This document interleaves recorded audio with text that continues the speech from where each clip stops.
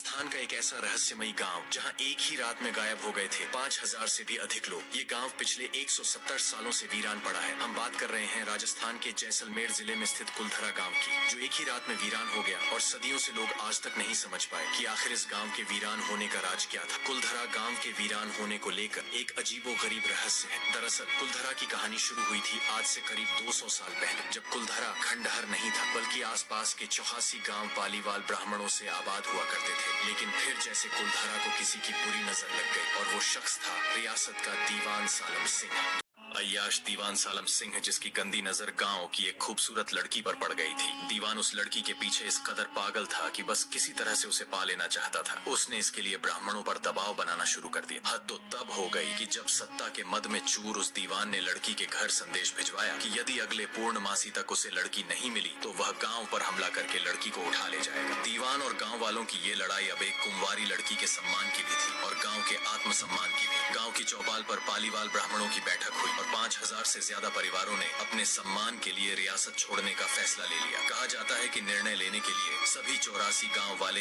एक मंदिर पर इकट्ठा हो गए और पंचायतों ने फैसला किया कि कुछ भी हो जाए अपनी लड़की उस दीवान को नहीं देंगे। दोस्तों, आगे अगली शाम कुलधरा कुछ यूं वीरान हुआ कि आज परिंदे भी उस गांव की सरहदों में दाखिल नहीं होते। कहते हैं गांव छोड़ते वक्त उन ब्राह्मणों ने इस जगह को श्राप दिया था। आपको बता दें कि बदलते वक्त के साथ 82 गांव तो दोबारा बन गए, लेकिन 2 गांव कुलधरा और खाभा तमाम कोशिशों के बाद भी आज तक आबाद नहीं हुए। ये गांव अब भारतीय पुरातत्व विभाग के संरक्षण में है, जिसे दिन की रोशनी में सैलानियों के लिए रोज खोल दिया जाता है। कहा जाता है कि यह गांव रूहानी ताकतों के कब्जे में है। टूरिस्ट प्लेस में बदल चुके कुलधरा गांव घूमने आने वालों के मुताबिक यहाँ रहने वाले पालीवाल ब्राह्मण